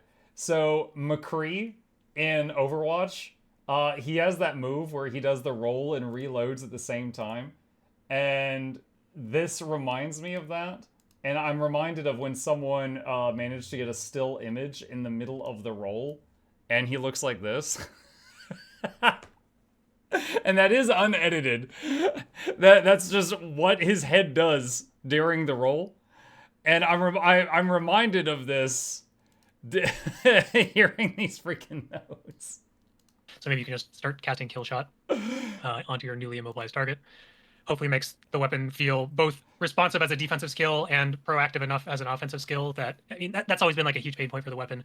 The numerous iterations we've had of this skill that all feel pretty clunky just makes playing rifle just not feel great. So we're hoping that it feels a bit better now. Also update to rifle butt here, causing it to always reload ammo for your rifle skills as opposed to requiring a strike. This is just a little bit more, it makes more sense as rifle as a ranged weapon. You still want to be able to have that reload if no one's jumping on you, or you don't want to go up into melee range to hit something in order to recharge my ranged weapon. So now it's just always going to give you that ammo recharge. And if you are in melee range or hit someone with that skill, it will now have some extra cooldown reduction to still give a little bit of that value there, but not being the focal point. Notably, it's also going to recharge the rifle burst skill. So this patch note does say kill shot, but it will also recharge gunflame. It's exciting. Now you can kill shot and reload and kill shot again, or gunflame and reload and gunflame again, and reload all of your rifle skills as opposed to just the ones with ammunition. Potentially adding a lot of burst potential to rifle, which is supposed to be kind of that bursty weapon. So it makes sense that it would also recharge your burst skills. Kill shot getting a little bit extra damage as well because it definitely needs it. But if you strike a crowd controlled or low health target, you will get a little bit of extra damage on your kill shot in case you weren't going to finish off your low health enemy anyway. Just pretty flavorful for the skill. Obviously, this will define enemies as well. So a nice little bump up in PvE when fighting bosses. And there's a banner change on the rifle slide for some reason, but looks like the resistance duration has been decreased in World v World as many resistance durations have been adjusted this patch. Yeah, absolutely. Banner Tactics, a pretty premier utility used in a lot of warrior builds, both DPS and support in World vs. World. So yeah, just less resistance duration for World vs. World. But all right, here we go. The Rampage buffs. This is exciting Not stuff. even the most exciting change on this slide. that's Read ahead, chat. Read ahead. Anyways, Rampage, last time we reduced its cooldown. Hold on, he said read ahead. Dual wielding, the attack speed bonus from this trait now stacks with other attack speed bonuses. Did it not before? While wielding a main hand weapon in your offhand, this trait will... While wielding a main hand weapon in your offhand, this trait will now also heal the user when they critically strike. This heal is improved if the enemy struck is bleeding.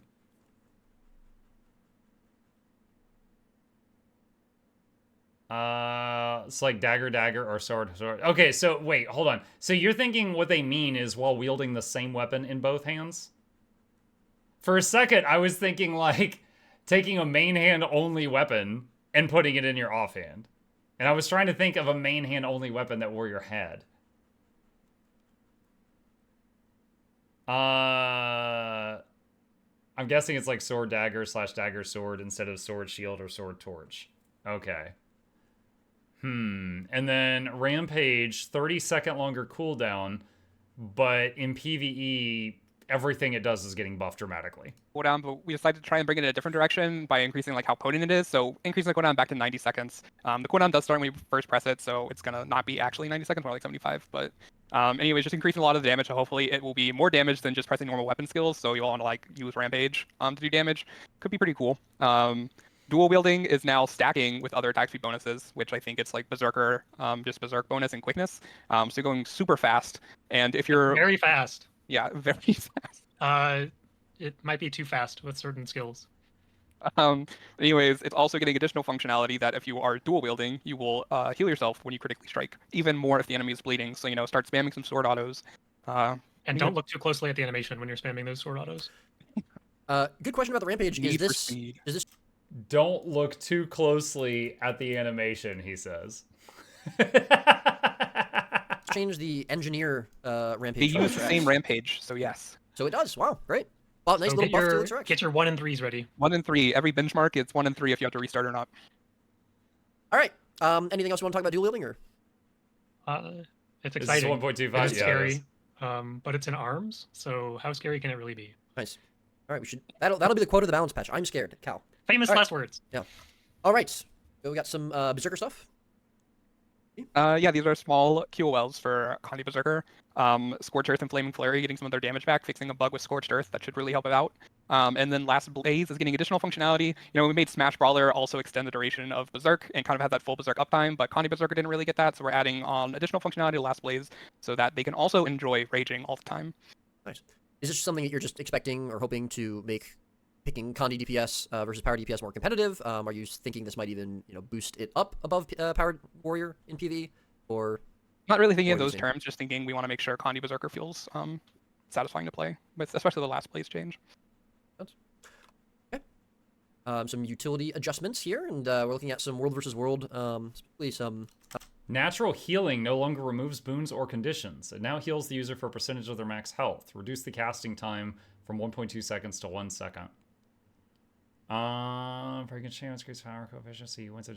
Winds of Disenchantment increase duration from 4 to 5 seconds and increase the power coefficient from 0.2 to 0.45 in World v World. Winds of Disenchantment has caused them so many problems in World v World because it's such a powerful skill for large scale PvP. It's been tweaked and buffed and nerfed like so many times. For those new to the game, Winds of Disenchantment makes a massive bubble. It used to move with the warrior. I think now it's stationary. I'm not a warrior main. And it will block projectiles and stuff. And also it rips enemy boons off of them when they pass through the bubble. So if you had two, 40-man groups run into each other and group A had a warrior and group B did not, Group A would often win. Like, it made that big of a difference if you just had that on one team and it wasn't on the other. Potentially anti-boon abilities here for Spellbreaker. Yeah, those two break enchantments, Wind of Disenchantment, we felt like we want DPS Spellbreaker to be able to be played in these large scale situations, but we didn't want to like just straight up buff the amount of boons they ripped here, because that could buff more like support Spellbreakers, which we weren't really aiming to do. So instead, we're just increasing the damage that these deal in hopes that that will bring up their damage profile to be able to be more competitive with the other DPS. And then Cal did some meditation buffs, natural healing. It doesn't remove really all your well. boons anymore. Side grade. Yeah, it High doesn't grade, remove all your okay. boons anymore. Natural healing had a lot of overlap with mending in addition to removing all your boons, so we kind of changed it to just be a big heal, and it is now a pretty big heal that scales with your vitality, because that will make it the biggest heal.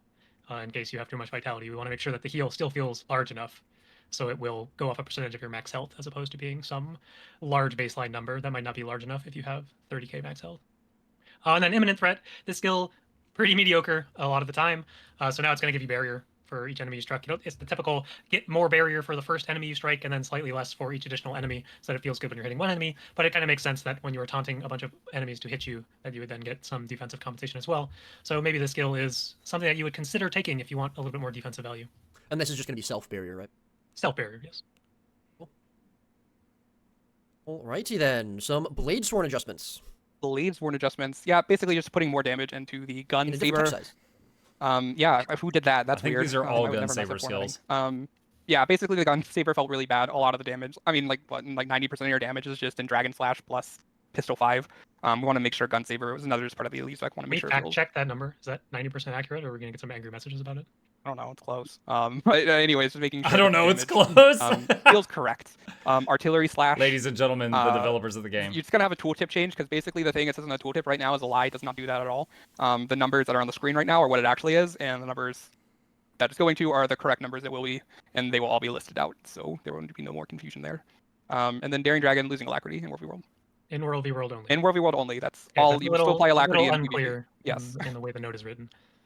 Right. Yeah. So it'll be Don't panic, right in Furious alacrity World Blade only. Sworn players. Yeah, it'll still be alacrity outside World Wars.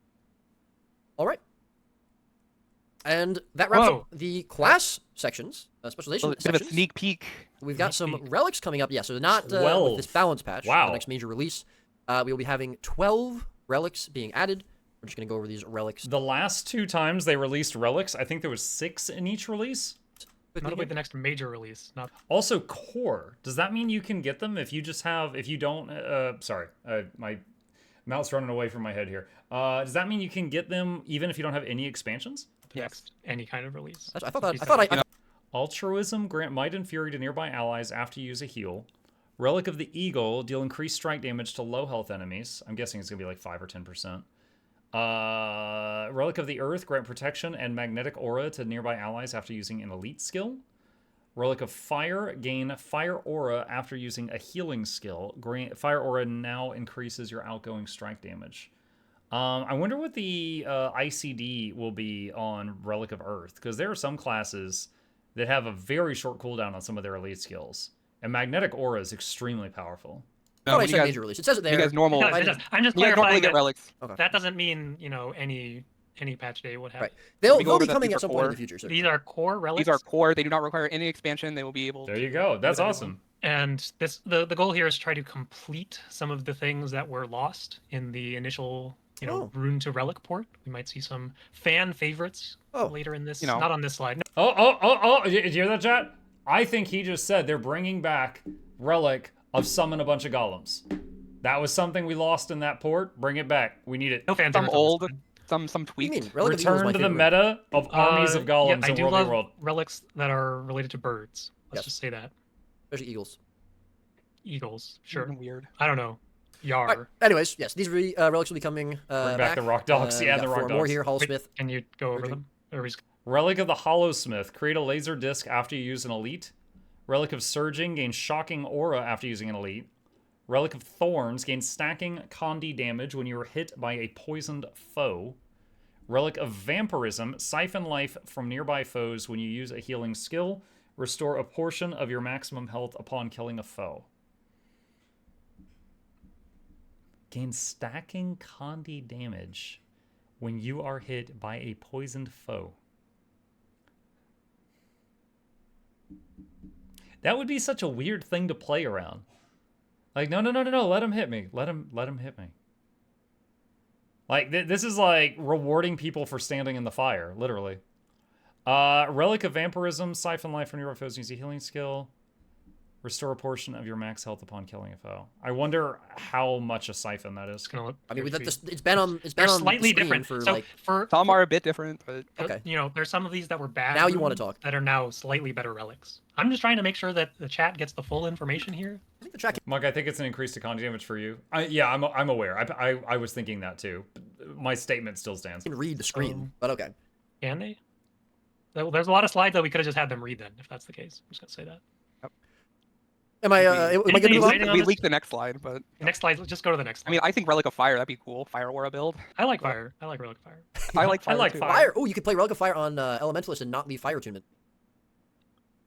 Interesting. No mist form on relic of vampirism. That was Cal's way of saying, that's really stupid, Roy. Thank you, Cries. No, unfortunately not getting that iteration back. It'll siphon life AoE, so 5 people around you, pretty decent heal. And also bringing back the 10% heal on kill for those larger situations. Oh, but how am I supposed to arcing slice with a hammer equipped? The vibe of the stream is toxic. It doesn't feel like friendly banter, more like passive-aggressive stuff. No. They're all smile. No. I think that what is happening is they think that they're being really funny. But, like, they repeat the same jokes. It's like 14 times during this stream, Roy has been like, oh, Cal, you want to talk? You haven't talked at all today. And it's just like he keeps repeating the same joke over and over and over. Like the bingo thing, he referenced the bingo thing like 5 times. I think it's like they've all got dad energy, but I'm not actually sure if any of them are dads. Unfortunate. All right. This is what happens when you take the guys that do the coding and you tell them to do something public facing. You're supposed to keep these guys locked in a room in the back. They do their best work if you don't let customers anywhere near them, They're just inside a box, and productivity just slides out from underneath the door from time to time.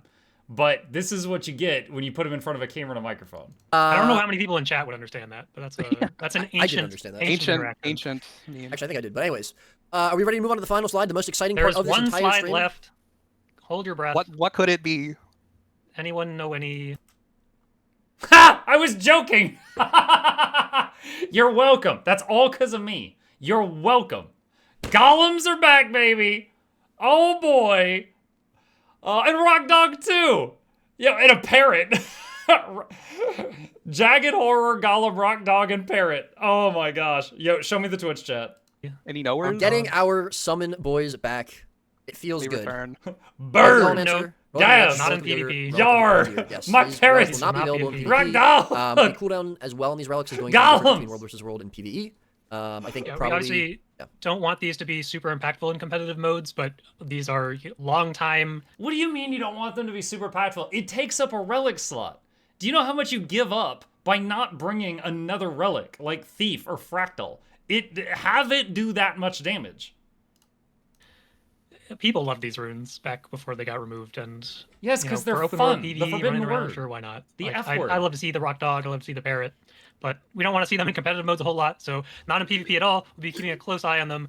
If they find relevance in World v World, that probably won't last very long. If they But find please relevant, hot take, that attitude sucks.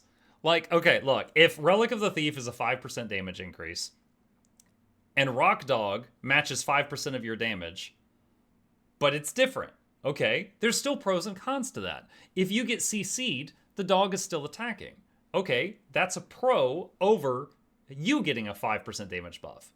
But if the dog gets immediately annihilated by an AoE, you lose that bonus damage. That's a con. So, you know, like, just make it even. It's fine. And then people can take it if they like it. enjoy running around with your golems and horrors and rock dogs and parrots in PvE maps. Oh, is that why you were saying you love bird relics? Is that because Yes. Yeah. And then I said Oh. Yar. Were you even Yar. I Yar. mostly tune you out? Anyways, all right. And gay So might stacks. I that mostly is tune you out. the patch preview. Obviously, a lot of pretty impactful changes around the board. You know, we've got a lot of World versus World. We got a lot of But the dog can tank the boss. That's fine. Dude, I did raids in WoW where we tanked the dragon with a Voidwalker. Do you know what a Voidwalker is, chat? It's a blueberry, all right? All the raids healing was funneled into a blueberry, and we would kill the boss with that sometimes. That's fine. People like to be able to have... Dude, honestly, if there was an option, and I'm not even saying a great option, if there was an option to have, like, a ranger pet was a decent choice to tank certain raids, there's going to be groups of people that are like, going to love that just because it's different. It's different. boon adjustments. We've got obviously the barrier adjustment is going to be pretty impactful. Some support and some DPS adjustments. PvE, a lot of different DPS builds going up and going down. Number go up, number go down. You love to see it. You love to hear it. PvP, a couple of builds hopefully. Dude, or a mech. Yo, now I'm just thinking about it. Or a mechanist. What if there was like a mechanist build where the mech was actually a really solid tank, but the mechanist had to give up a lot. Like the mechanist took a trait, and it's like your tank, or it's like you lose 50% of outgoing damage,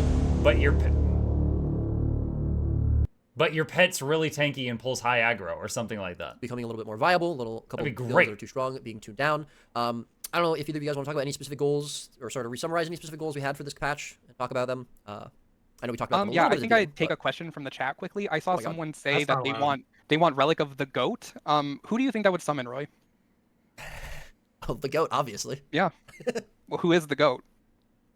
I unlike you, I am not a name dropper, so Can we get think it'd be the Grouch. Why wouldn't it I be love a my llama? boss. Can we get a llama instead of a goat? oh, here's the best There's so many llamas in PvP. EV defense squad. But yes, It's a llama. someone's Yes, Tybalt. the Tybalt relative is to the goat? Someone's a llama. I like that. That'd be good. Yeah. I don't know. We don't need to reiterate anything. Just go watch the VOD. It won't be muted this time, right, Roy? No, I mentioned that at the beginning of the stream. definitely not. I don't know what you're referring to. But all right, Never fair happened enough. before.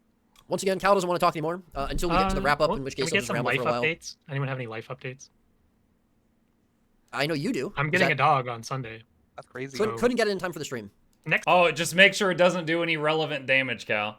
stream, there might be some, dog cam. Any oh my oh, dog. you're gonna use Yeah, relic can we get of, some Oh My of the Dog? rock dog in real life to summon a Or dog. some wow, some that's crazy. Wowee. Anyone know Wowee? It's pretty good. Wowie? WOWEE. Yep. All right, fine. I'll do my job here. We'll wrap up the stream. Thank you very much for watching. Wait, This no life update was from Roy? What do you bench these days, Roy? 46k. 46k. Yeah. What did he- 46,000 that was a Guild Wars 2 pounds. joke. I Right, was like, what do because of the Guild Wars stream. Yes, that's funny. Can we get like the Roy progression graph added to all the balance streams at the end? No one It'll wants to show see that. like This is terrible. I'm gonna mute you guys. I say this every stream and I don't do it. I really should. Thank you very much for watching, everyone. Last time you as muted the always, whole as stream. we've said a couple Oh! times, the notes will be posted to the forums once this stream concludes momentarily.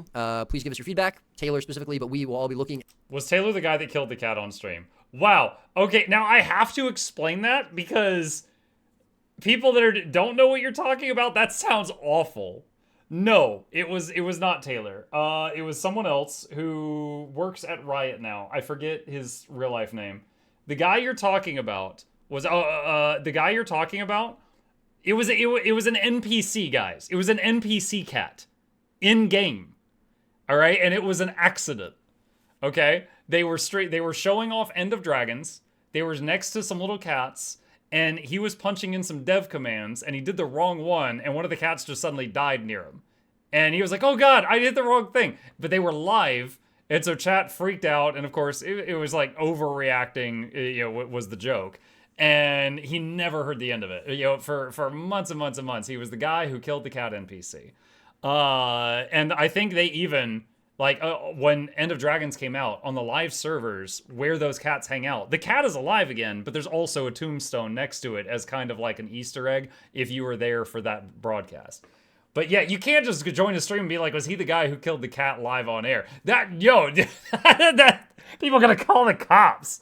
You can't just say it like that. At your feedback over the weekend. Taylor reads every single Taylor reads everything, Discords, comment Reddits, forums, wherever you may post everything it. he sees. So please give us your feedback. Again, a lot of big changes in this patch, so let us know how you feel about them. And as always, thank you very much for watching. Any final words from either of you? Connor, it was Connor. Connor's also the guy who wrote Snargle Goldclaw. So every dirty, raunchy book you've read in Guild Wars 2 was written by that same guy. And when I say final words, I mean brief. Hold on, Brief let me pull up words. the bingo board. See if there's any last minute. Bingo, God. that's my alphabetical ahead. order, and we didn't do that. Taylor, anything you'd like to? We'll see you Anyways. next. All right, they're done. Okay, holy crap. All right, let's put away this McCree picture here. Okay, so I have got two things here. One is the balance notes, which I mentioned at the very beginning would be linked at the, it's linked at the top of the chat right now. Two, someone sent me after the stream started a link to the balance notes on the forums. And sorry, I said forums, I meant the wiki, which means that there is little, icons and stuff like that. So let's skim through these. I won't read every single note with the numbers because that would add another hour. Let's skim through these and go over this stuff. And as always, they will be linked down below. So, hi everyone. Welcome to the preview for February 11th, the balance update. As always, the goal of previewing these changes is to gather your feedback before the live release. We'll be following the conversation and making further adjustments as needed. Thanks, Taylor Trigg Brooks, competitive designer. So as always, what that means is if you don't like anything here, like these people right here, wow, that's great. Okay, like these people, go here and say your thoughts. And sometimes, if they overwhelmingly hear, hey, that's stupid, they don't do something. So, not often, but sometimes. I've seen it a few times. All right, general. One of the main initiatives in this update is to reduce the overall strength of survivability via support that we currently see in World v World gameplay meta. While we are happy to see melee damage builds have viability in large-scale game environment, it is clear to us that the support options that enable this are too powerful. We'll be making a functional change to barrier, culling alacrity access, and starting to tone down boon applications in World v World. So, to summarize a lot of these notes, most of the classes that provide alacrity in World v World don't. They now provide something else, like resolution, instead of the alacrity. Most of the classes that provide barrier, their methods of providing the barrier, talking about engineer, scourge, specter, their ways of providing barrier have been nerfed. And barrier caps at 25% of your max health in World v World. Everything I just said was World v World. Default is 50%. So Relic of the Flock had its cooldown increase by 10 seconds in World v World. Relic of the Rivers, alacrity duration nerfed in World v World. Artillery Barrage fixed an issue that caused this skill to always strike in the center of the targeted area. Elementalist. With the addition of Spear, the change to Sphere Specialist, that's Kata, and improvements to Overload Air and Scepter, Ellies have been performing well recently in PvE. And we can't have that. This update includes some tuning for those builds to bring them more in line with their competition. Performing well, more in line. Does that mean they're getting buffed even more? Are we comparing them to Willbenders? Warhorn is being adjusted to make it a more potent support weapon in exchange for a damage reduction. Persisting Flames is getting an additional trigger to function better with all Elementalist weapons instead of requiring a pulsing fire field. Spear will receive slight damage increases in competitive modes where we haven't seen it take off yet. And there is a lot of tweaks to numbers here that match what I just described. A couple of specific notes that were really good. Persisting Flames now also triggers when inflicting burning on an enemy. Increase the bonus damage per stack from 1 to 2%. Reduce the maximum number of stacks from 10 to 5. There was a few other things. Tidal Surge is now a blast finisher. That was a big one. And where is the one about the orb?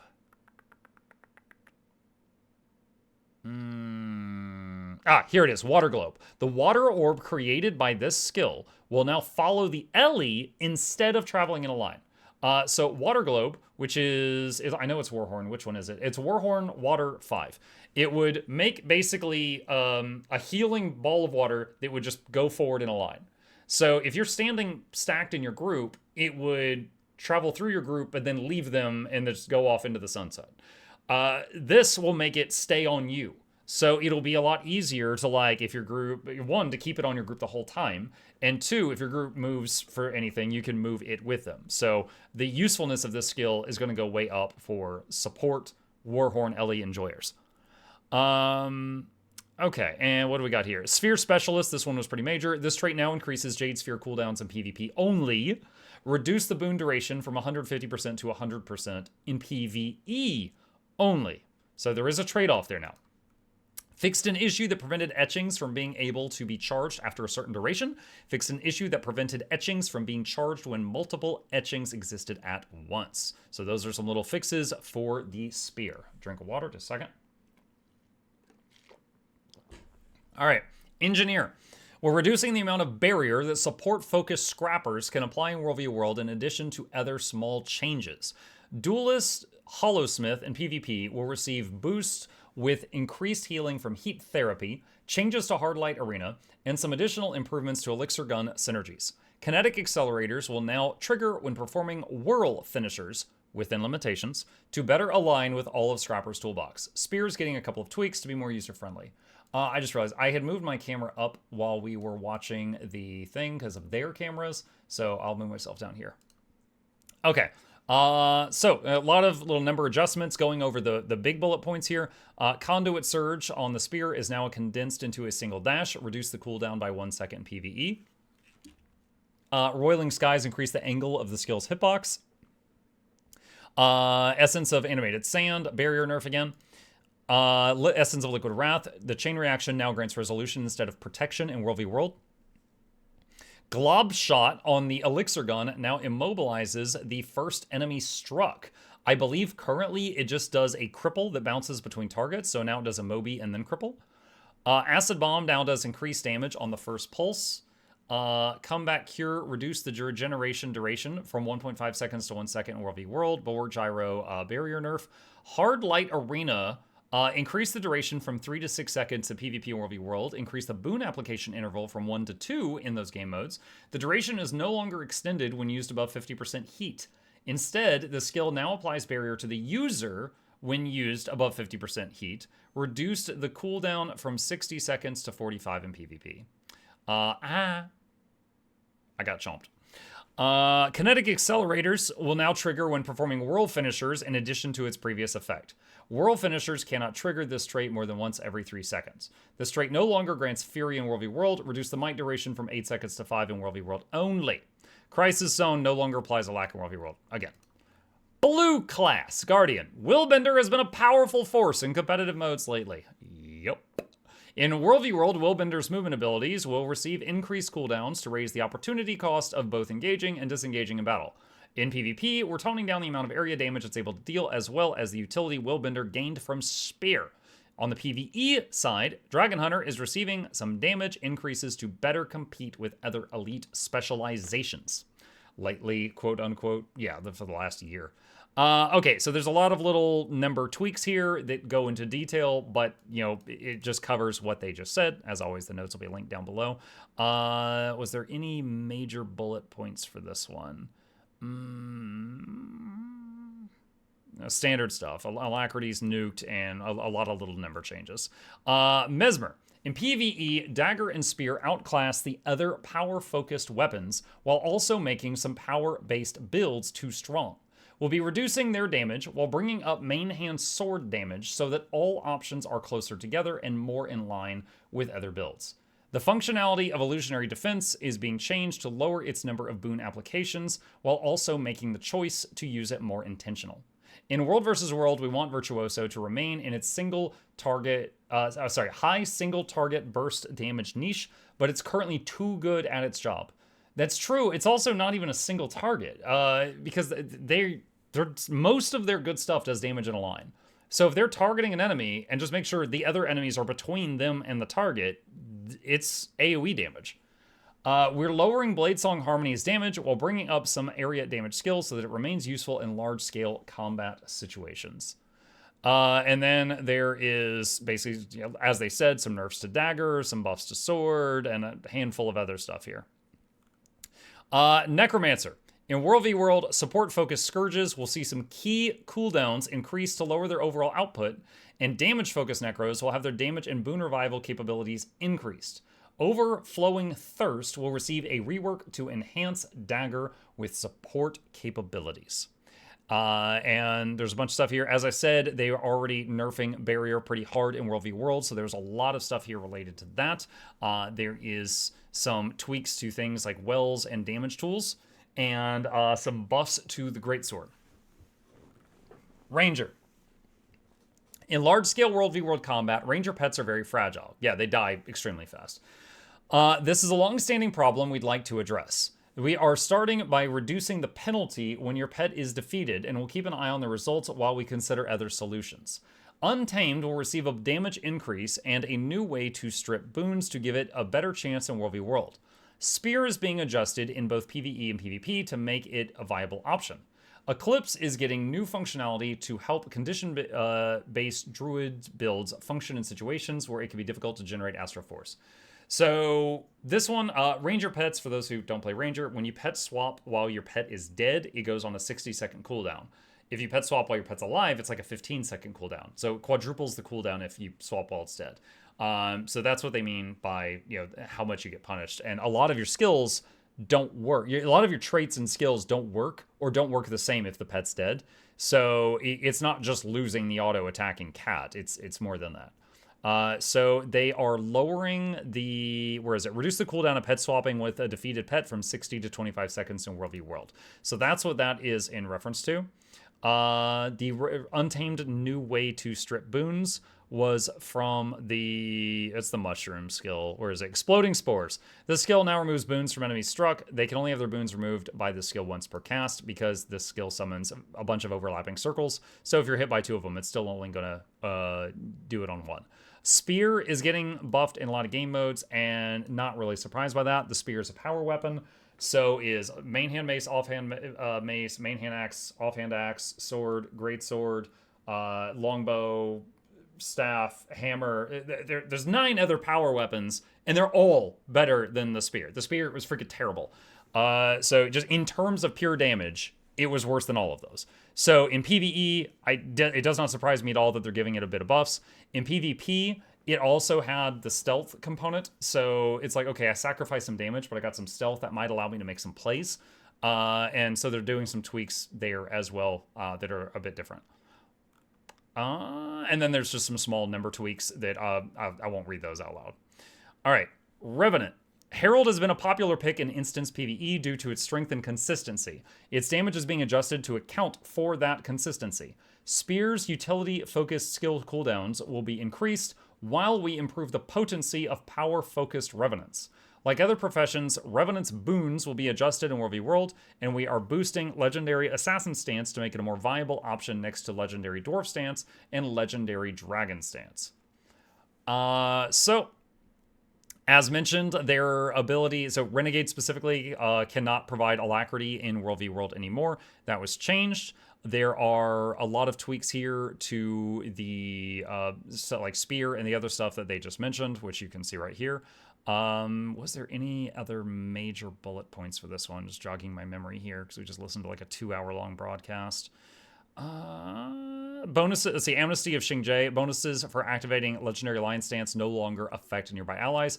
Alliance tactics and energy meld will still affect nearby allies. And the rest of it is numerical stuff. Oh wait, the Jade Winds one was pretty major. In PvE, Jade Winds energy cost went from 50 to 35, but the cooldown increased from 5 to 10. But in World v World, they reduced the energy cost from 50 to 40 and increased the damage multiplier from 0.01 to 2.0. So a 200 times increase, but I think it was doing like 3 damage in World v World, so it's going to go back to doing a little bit of damage in World v World. Thief. Spectre's support functionality in Shadow Shroud is being reworked to make it more intuitive and less finicky. In World v. World, Thief's changes are similar to Will Bender's. The initiative costs of skills that allow them to freely enter stealth and move are being increased to create more moments where they are open to counter pressure. And Spectre being a barrier generator, a lot of these lines of text in here are basically your barriers worse now. And then there's a few other things in here, some longer cooldowns on stuff related to stealth. And Shadow Shroud's skills have been adjusted to affect non-tethered allies. Their behavior is unchanged for the tethered ally. So if you're in a huge blob of people and you can't find your tethered ally, your skills that would require them can now still affect people around you. Warrior. Rifle is being adjusted to provide a smoother gameplay experience. For most of my time in Guild Wars 2 over the last 6 years, the rifle on the Warrior has mainly been kind of a meme. It's basically, you know, like in PvP, if someone was using the rifle, is like, you know, I do no damage, no damage, no damage, no damage, angry bullet, and then you just die. You know, they fill the rage bar and then just delete somebody. So it's kind of a meme, but they're kind of revisiting that right now. Changes to the dual wielding trait will add an option to the arms specialization to help you stay in the fight. In PvE, condition-based berserkers are raging longer. I thought it said a raging loner. I was like, what? Raging longer with a chance to last blaze. Change to last blaze, while Blade Sworn is getting additional power to its gun saber outside of Dragon Slash. In World v. World, we're increasing the damage of key Spellbreaker skills so that they can strip boons while being competitive with other damage-focused builds. Rampage is becoming more potent to give it greater potential for play in PvE. Explosive shell, the explosive, so going over the rifle changes. The explosion from explosive shell will now also strike enemies in a circle around the initial target. I believe before it was a cone, like you hit the target and then the cone would come out the back of them, which makes more sense, but in terms of gameplay, it doesn't work very well. Brutal Shot, this skill will now fire its shot during the evasion instead of after it. So they have tried having this fire the shot, then you dodge, and they tried making it be you dodge, then it fires, and both of them felt bad. So now you dodge and fire at the same time, which should look really interesting. Rifle Butt. This skill now always recovers ammunition for your other rifle skills instead of requiring an enemy to be struck. Striking an enemy will reduce the cooldown of this skill. This skill will now also recharge Kill Shot. Kill Shot now does increased damage against enemies that are affected by crowd control or below 50% health. And then Banner of Tactics is 1 second shorter in World v. World only. Rampage in PvE, 60-second cooldown up to 90, but they buffed the hell out of it. That's the TLDR there. The Unga is more Unga, the Bunga is more Bunga.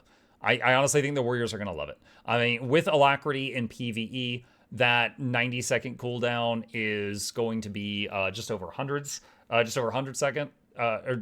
Just over a minute cooldown. Math. Quick math! So it's not going to be that bad. But yeah, big damage.